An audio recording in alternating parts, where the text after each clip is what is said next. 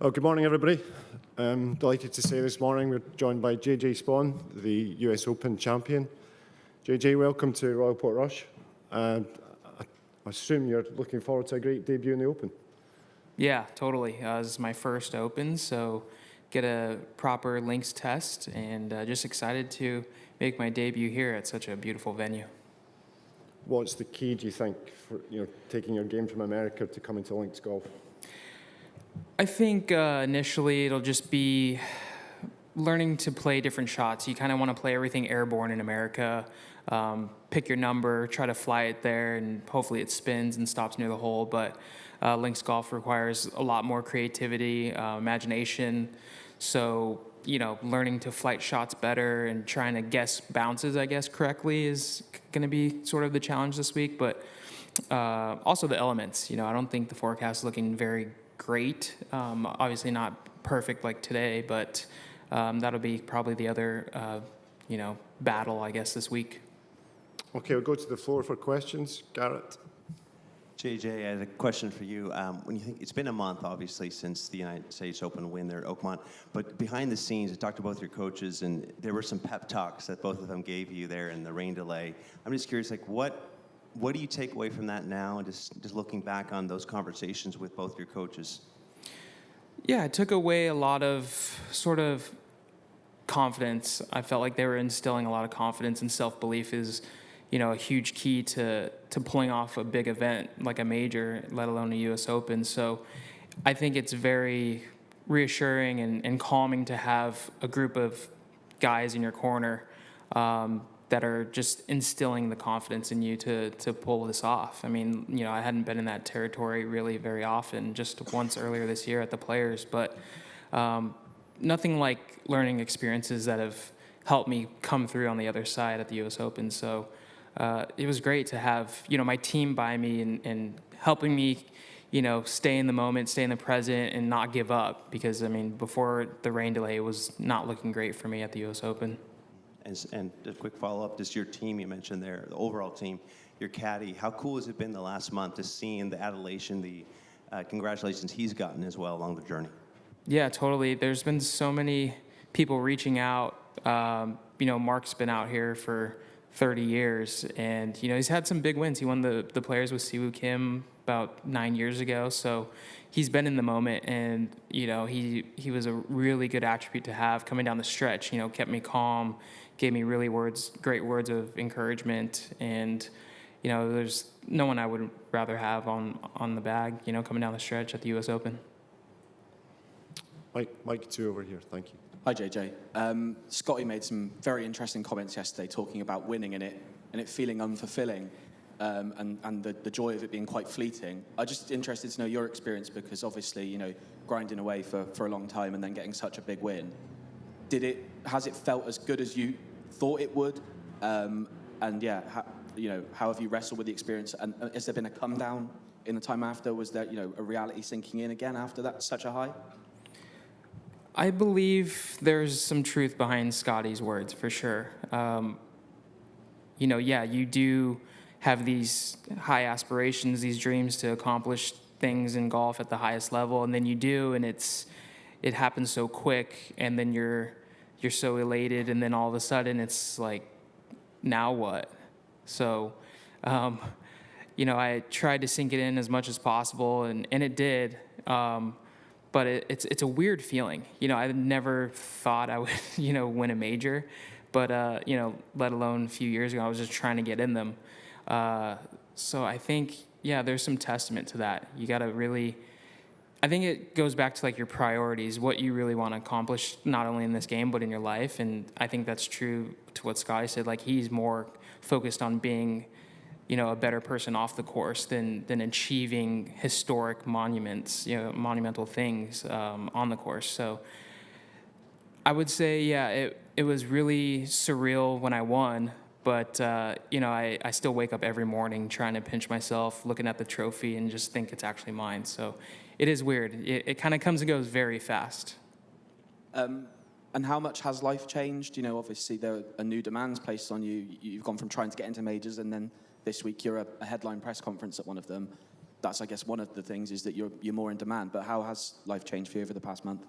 Yeah, I'm getting more recognition, whether I'm just walking down the street, getting put in marquee groups. There's definitely expectation, but at the end of the day, like, golf is just golf, and I'm trying to just play my game, and that's the attitude I've had all season long.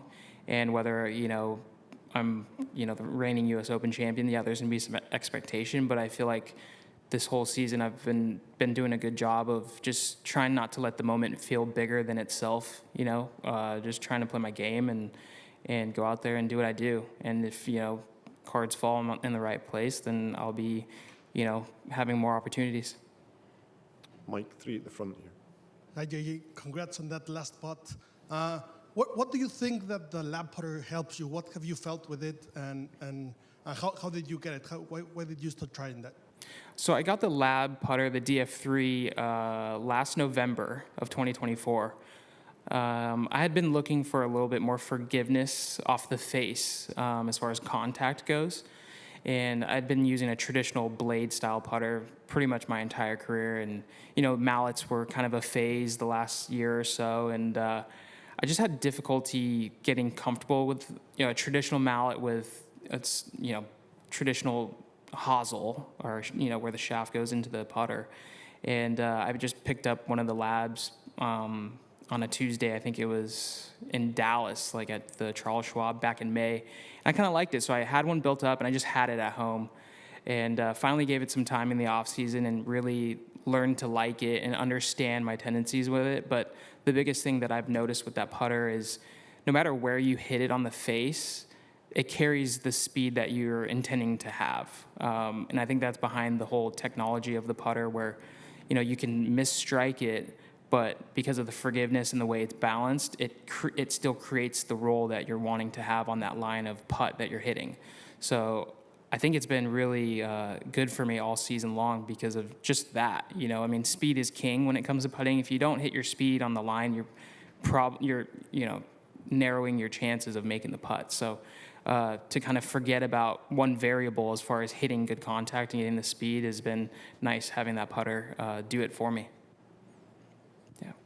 Juan? So, JJ, 3 players from San Diego State here this week, 2 of them major winners. I wonder if you have a good explanation for this. And also, how much do you talk with Justin and with Xander? No? Yeah, I've known Xander for a very long time. I haven't gotten to know Justin yet as much as I'd like to, just because he's not out here very much, but he's been out here at the Masters. And obviously we had a podium sweep at the U.S. Open. He had the low amateur, and I won the tournament, so that was really cool.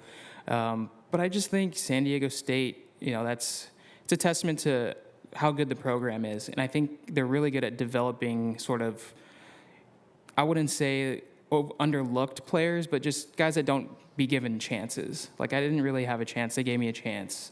Xander was a great player coming out, but he wanted to stay locally, stay comfortable, and it turned him into one of the greatest players of all time.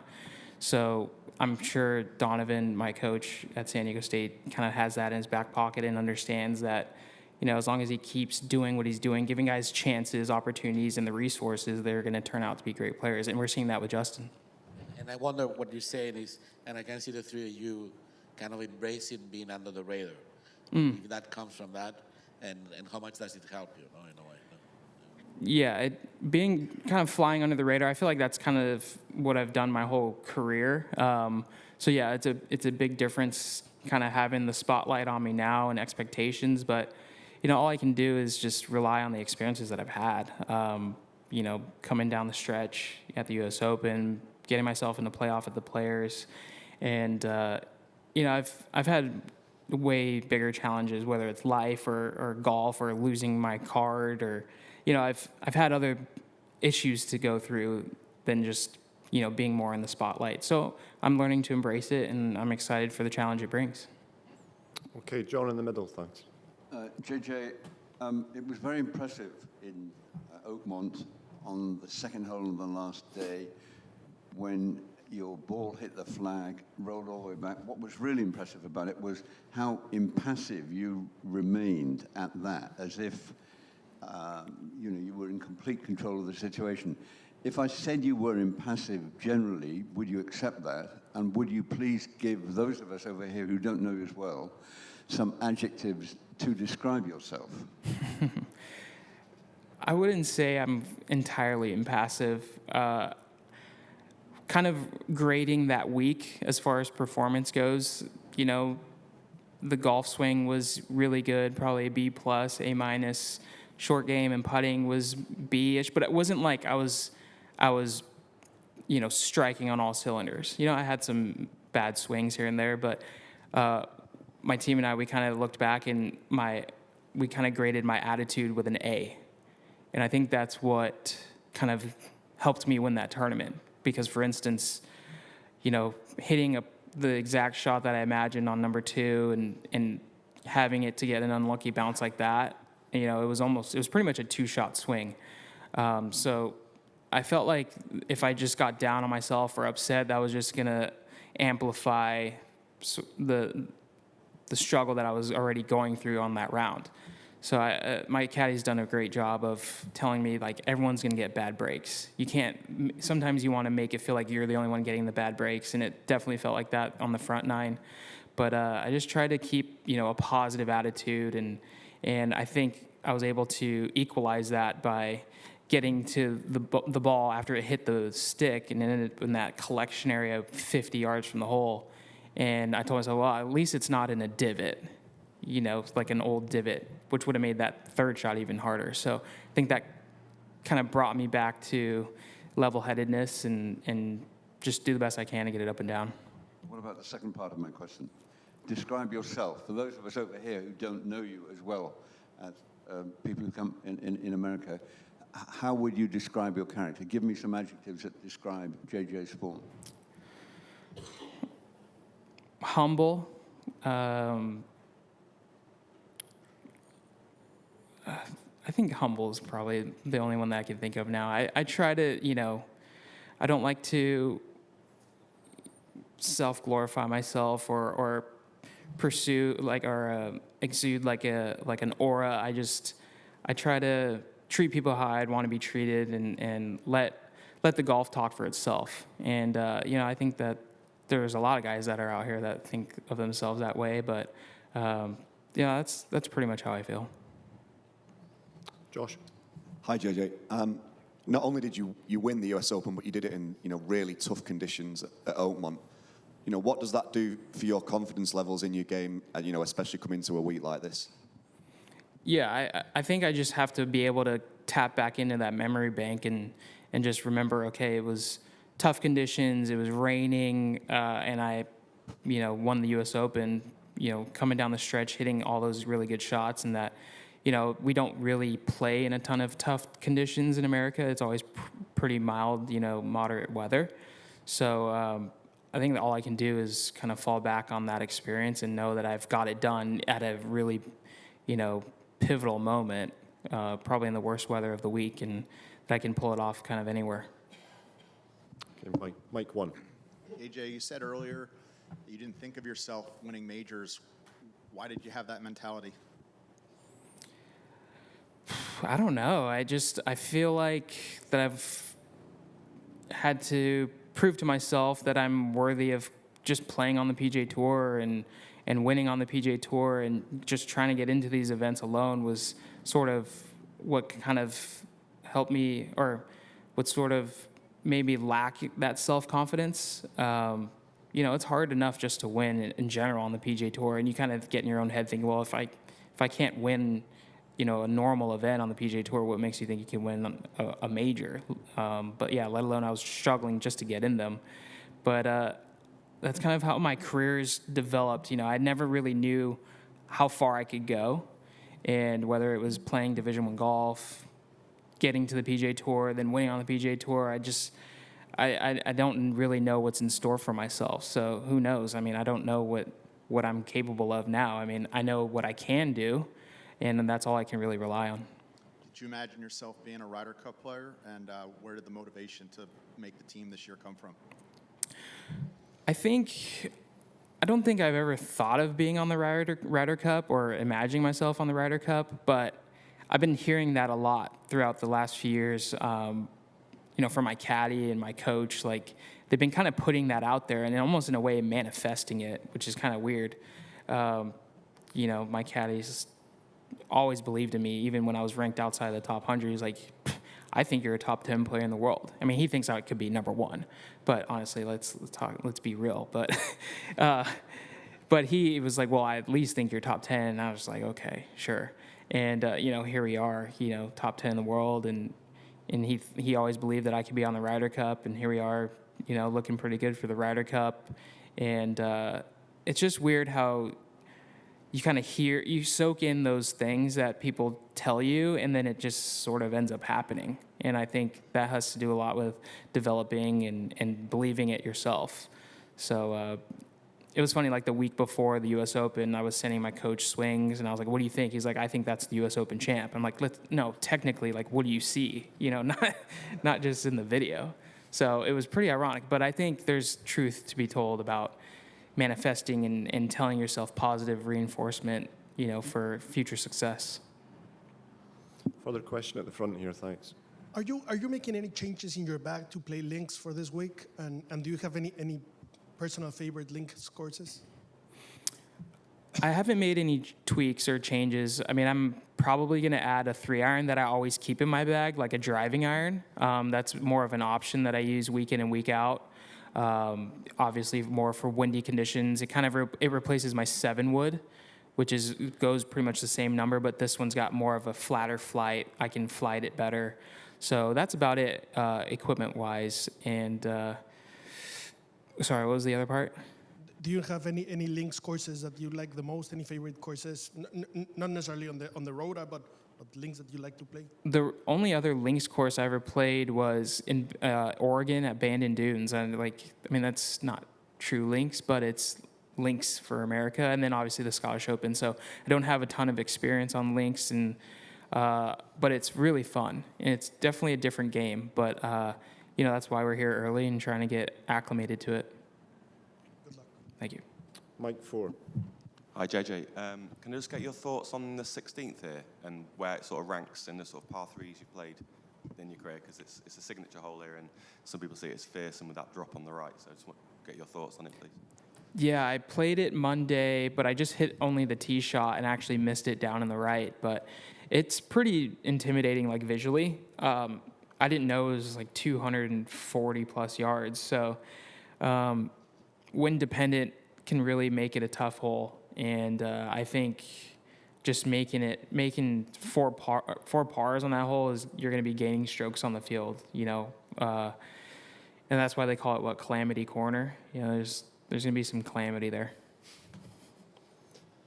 Any further questions? One more. You do anything fun with the U.S. Open trophy? Any good stories? No, we all shared some drinks out of it on Sunday night after the U.S. Open in Oakmont, and fun stories. No, I mean, we did the media tour in New York City, so it was kind of cool, kind of showing it off and meeting everyone at the Today Show and all that fun stuff. But like, I think Xander, I saw something today, like he doesn't even know where his trophies are. So it is kind of a weird thing. You get the trophy and you admire it for, a day or two, and then it just sits there, or maybe it goes into a bank vault, like he said. But I'm gonna have mine on display. Where are you gonna put it? I have like a little trophy case, like in our main living room, and it's got a couple Corn Ferry one, Canadian Tour one, my Valero Texas Open one, and the U.S. Open one now, like right in the middle. Okay, we'll just take the last 2 questions in the room. Start with Garrett. Hey, JJ, just real quick, take the behind the curtain for a second. You just talk about your trophies, but I think about your workout routines. What do those look like for you during tournament weeks? So I always do a workout, like an activation workout before I play, whether it's practice rounds or practice or tournament days. So it's been really important getting my body activated and moving and warm before you go play. It's a routine I started about 5-6 years ago, and I think it's helped me develop, physically more strength. I'm hitting the ball a lot further than I ever have in my career, And, I'm not getting younger, so I think, longevity, you want to do what's right for your body. And most importantly, my trainer does a good job of creating workouts to prevent me from getting injured. I think that's like objective one for all trainers out here. You're trying to create strength in certain parts of your body to take the payload of swinging a golf club thousands and thousands of times. So I think that's very important, especially the older you get, it becomes really important. Okay, Juan, last question. So a quick follow-up on the trophies. Sander was saying yesterday also that no trophy room and no pictures of himself. So I don't know if you have any pictures of yourself there. Or... No, the only picture I have of myself is not just myself, but it's my family at the par 3 contest at Augusta. So that's the only picture. But it's weird seeing yourself, and I don't know if it goes back to me just feeling uncomfortable, that I would try to stay humble and I don't want to, look at a shrine of myself every day at home. But yeah, no pictures.